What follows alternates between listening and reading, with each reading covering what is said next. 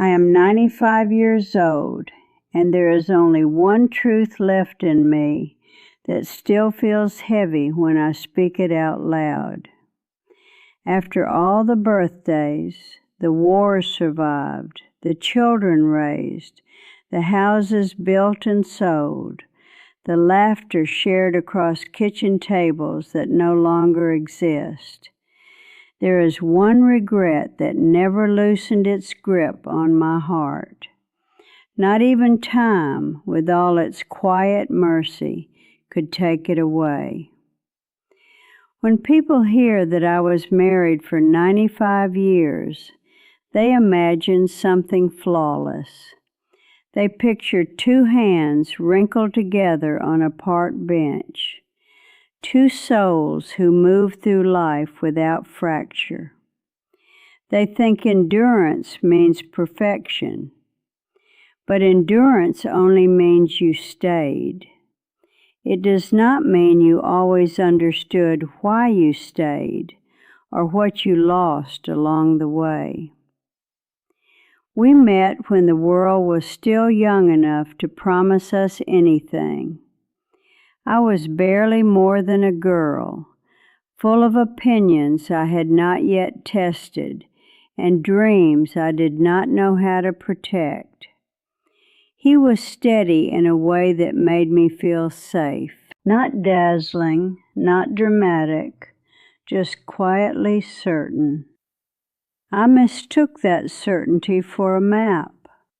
I believed love meant choosing someone who could guide you even when you were unsure of yourself, and so I followed him. That is the simple way to say it. I followed his plans, his timing, his idea of what a good life should look like. At the beginning, it felt like harmony, two people walking in the same direction. But looking back now, from this far edge of living, I can see something I could not see then. Harmony is not always the same as truth. Our marriage was filled with ordinary happiness. There were mornings when sunlight rested on the breakfast table like a blessing. There were evenings when we sat shoulder to shoulder without speaking, and silence itself felt like companionship. We were loyal to each other in the ways that the world measures loyalty. We did not betray, we did not abandon, we did not turn away when hardship came knocking at our door. But there was another kind of loyalty I did not understand until it was almost too late. Loyalty to one's own voice.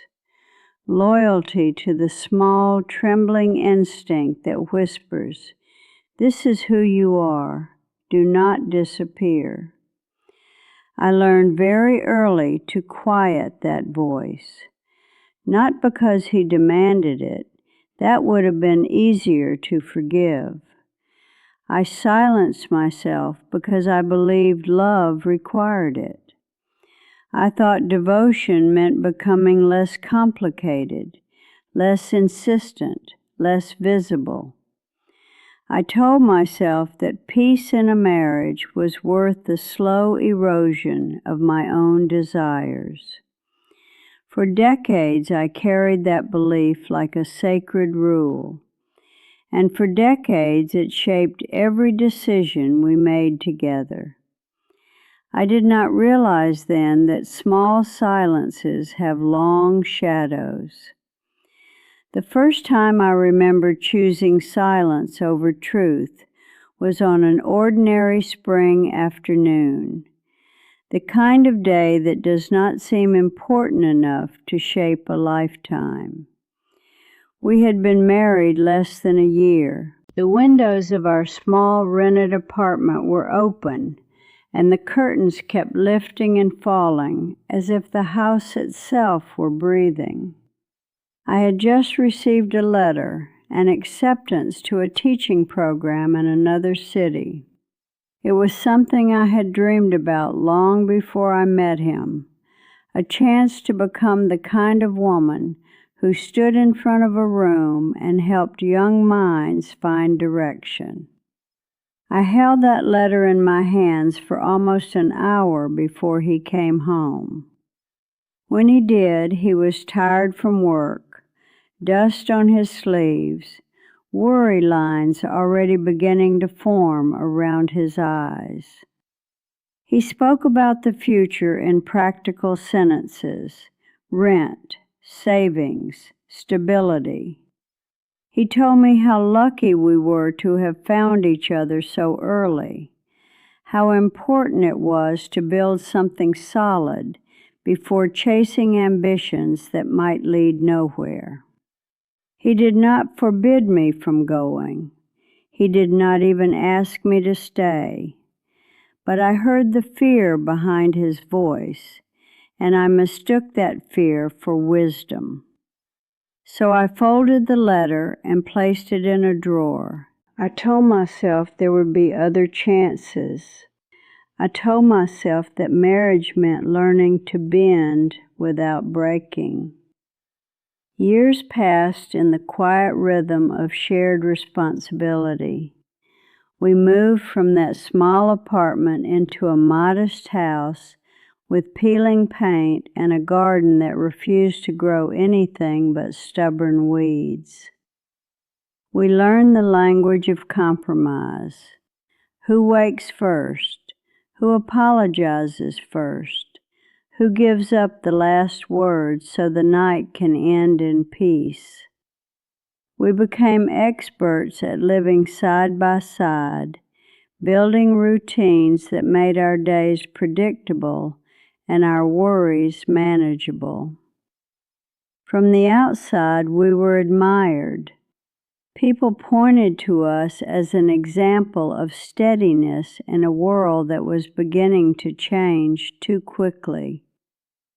We stayed together through shortages, through illnesses that frightened us into sudden tenderness, through the strange loneliness that sometimes appears even when two people share the same bed. We did not run from difficulty. We endured it hand in hand, believing endurance itself was proof of love. But inside me, something quieter was unfolding. Every time I chose the easier agreement instead of the honest disagreement, a small piece of myself stepped back into shadow. It happened so gradually I did not notice the accumulation. One decision became 10. 10 became a pattern became a personality. I became known as the woman who was easy to live with, the one who did not make waves, the one who smiled and said, "Whatever you think is best." There is a peculiar praise in being called agreeable. It sounds like kindness, like maturity, but sometimes it is simply the world rewarding you for disappearing. He never asked me to disappear. That is a truth I must be fair enough to admit. In many ways, he admired my gentleness. He trusted my calm. He believed our harmony was something we were both choosing. And perhaps, in his own way, he was also making sacrifices I did not fully see. Marriage is rarely a story with only one silent character. Still, the teaching letter stayed in that drawer for years. Eventually, the paper yellowed at the edges, as if time itself were leaving fingerprints on my hesitation. Sometimes, when he was not home, I would unfold it and read the words again, not because I still intended to go, but because I needed to remember that once there had been another version of me. As our children were born and grew into their own complicated lives, I found new reasons to remain quiet. Motherhood demands a certain surrender. You give your sleep, your strength, your body, your certainty. I told myself that personal dreams were luxuries meant for another stage of life. I promised my younger self that when the house grew quieter, when the responsibilities softened, I would finally listen to her again.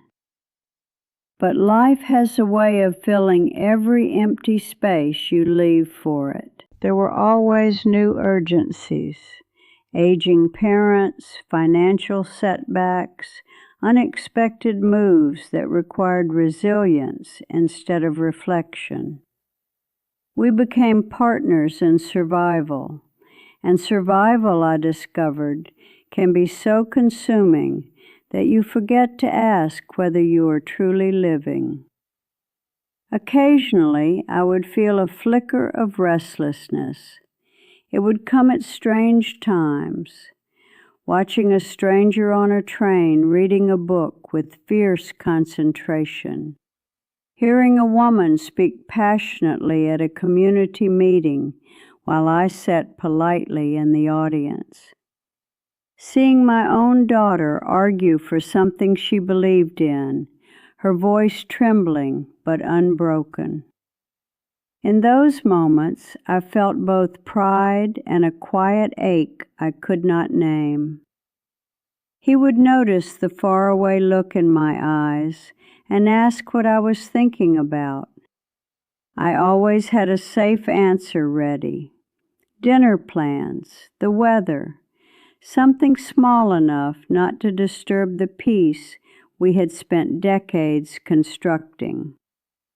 Peace can become a habit, and habits, once formed, rarely question themselves. We celebrated anniversaries with increasing astonishment. 40 years, 50, 60. Each milestone felt like a victory over the unpredictability of the world. People asked us for advice, as if longevity itself were a moral achievement. We told them to be patient, to forgive quickly, to remember that love is a daily choice. All of those things were true, but they were not the whole truth. The whole truth was harder to explain. It lived in the spaces between our conversations, in the words I swallowed because they felt inconvenient or untimely. It lived in the quiet agreement I made with myself that my deepest desires could wait indefinitely, as long as our shared life remained stable. I believed I was protecting our marriage. I did not understand that I was also slowly reshaping it into something that could no longer hold the fullness of who I was meant to become. And the longer I waited, the more frightening it felt to imagine speaking honestly at all. By the time we reached what people like to call our golden years, I had become so skilled at living quietly that even I believed it was my true nature. We had settled into a gentler pace of life. The children were grown. The house finally felt too large instead of too small, and our conversations turned more often toward memories than plans. It was during those long, slow afternoons that something inside me began to stir again, not with urgency, but with a persistent, almost tender insistence. One autumn evening we sat together on the back porch, watching the last light fade behind the trees. He had always loved sunsets. He said they reminded him that endings could be beautiful if you allowed yourself to look closely enough. I remember thinking how strange it was that he could speak so poetically about the sky, Yet we had spent decades skimming over the deeper weather of our own hearts. Without meaning to, I said something I had never said before. "I wonder who I would have been," I murmured, almost to myself. He turned toward me with a softness that startled me. "What do you mean?" he asked. For a moment, fear rose in my throat like a sudden storm.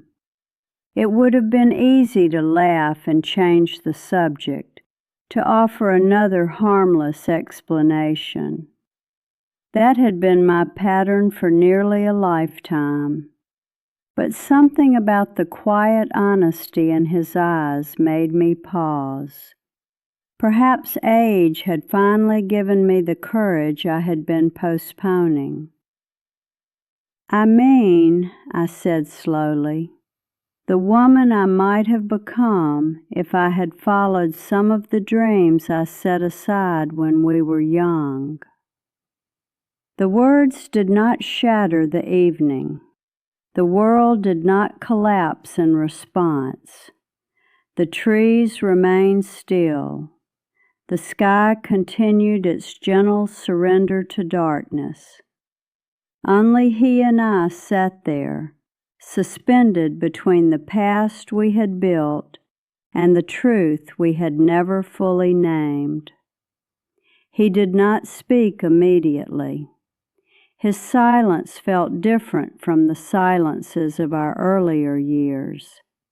It was not avoidance, it was reflection. Finally, he sighed in a way that sounded both weary and relieved. "I wondered when you would say something like that," he admitted. That confession unsettled me more than anger would have. "You knew?" I asked. "I didn't know exactly," he said, "but I sensed there were parts of you I never quite reached. I thought maybe that was simply how marriage worked, that two people overlap enough to stay together, but never completely." His honesty opened a door inside me that had been closed for so long I had forgotten it existed. We began talking that night with a depth we had never allowed ourselves before. We spoke about the early years, the choices we made quickly because we were afraid of losing each other, the ambitions we quietly abandoned because responsibility felt heavier than possibility. I told him about the teaching letter, about the afternoons I spent rereading it like a relic from another life. I told him how often I had mistaken harmony for fulfillment. He listened without interruption, his hands folded in his lap as if holding something fragile. When I finished, he looked at me with tears I had rarely seen in his eyes. "I wish you had told me," he whispered. "I would have been frightened, yes, but I would have learned to be brave with you." There are moments when regret becomes almost tangible, like a weight you can feel pressing against your chest. That was one of them. Not because our marriage had been unhappy, but because we suddenly understood how much richer it might have been if we had trusted each other with our full, imperfect truths. In the years that followed, we tried, in our own late and tender way, to correct what could still be corrected. I began volunteering at a local school, sitting with children who struggled to read, offering them the patience I had once been too afraid to claim for myself. He encouraged me in ways he had never known I needed. Sometimes he would sit in the back of the classroom, pretending to fix a loose window latch while secretly listening to me teach. Those small acts did not erase the decades of silence, but they softened their edges. We also began sharing our story more openly with younger couples who sought our advice. For the first time, we spoke not only about loyalty and endurance, but about the quiet danger of self-erasure. We told them that love should not require you to shrink your spirit in order to preserve peace. We admitted that fear of conflict, of change, of disappointing the person you cherish can disguise itself as devotion. Some people found our honesty comforting. Others looked uneasy, as if we had disturbed a myth they preferred to believe. It is easier to admire the image of a lifelong marriage than to examine the hidden compromises that sustain it. As his health began to decline, our conversations grew even more transparent. Illness has a way of stripping life down to its essential truths. One night, as I adjusted his blankets and listened to the fragile rhythm of his breathing, he reached for my hand with surprising strength. "Promise me something," he said. "What is it?" I asked. "Promise me you won't carry this regret alone after I'm gone.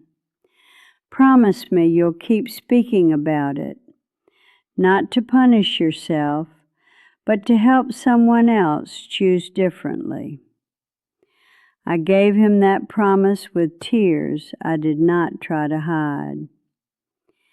When he finally slipped away, the house felt unbearably quiet. Not because I was unaccustomed to solitude. I had known loneliness even in the midst of our shared life. But because the one person who truly understood the shape of my silence was no longer there to witness my attempts to break it.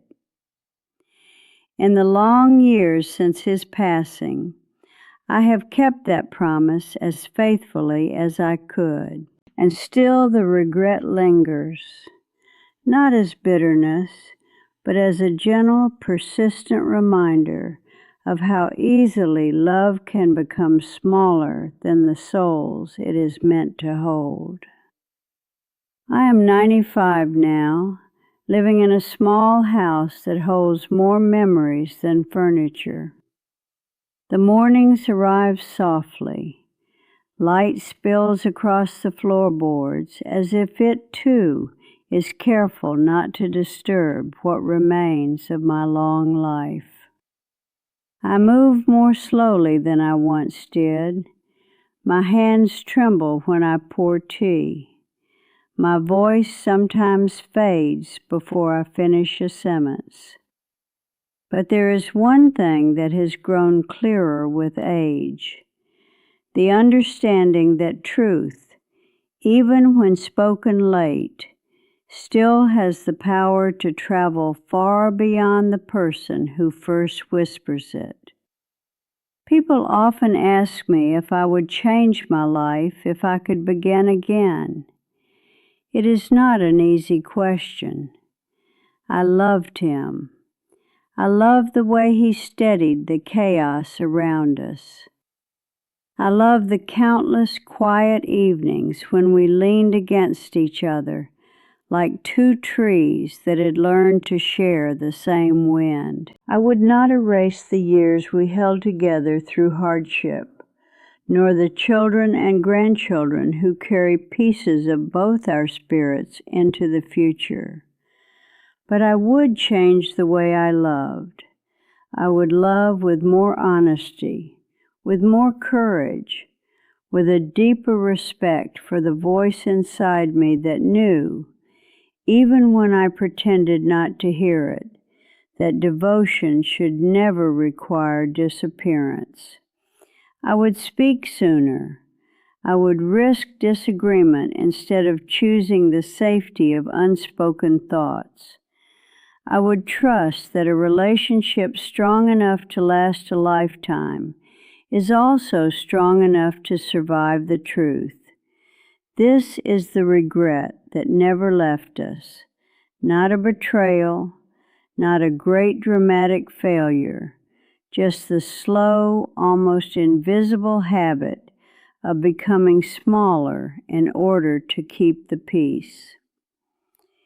If you are young and listening to me now, do not misunderstand my words. Endurance is beautiful. Loyalty is sacred. There is a quiet strength in staying when life becomes difficult. But staying should not mean silencing the parts of yourself that were meant to grow. Love should be a place where your spirit expands, not a room where it learns to whisper. Time moves more quickly than you believe. One day you will look back and realize that decades have passed like a single long season. The choices that seem small in the beginning will have shaped the landscape of your entire life. The words you did not say will echo louder than the arguments you were too afraid to have. I have learned that regret is not always a sharp pain. Sometimes it is a soft companion that walks beside you, reminding you gently of who you once were and who you might still become, even in the final chapters of your story. So if there is something in your heart you have been postponing, a dream, a truth, a necessary conversation, do not wait for the comfort of old age to give you permission. Speak while your voice is still strong. Choose while your path is still wide. Love in a way that allows both you and the person beside you to remain fully alive. That is the wisdom I offer after 95 years of marriage and a lifetime of learning how to be heard. It is the secret I once hid from myself, and it is the gift I now leave for you.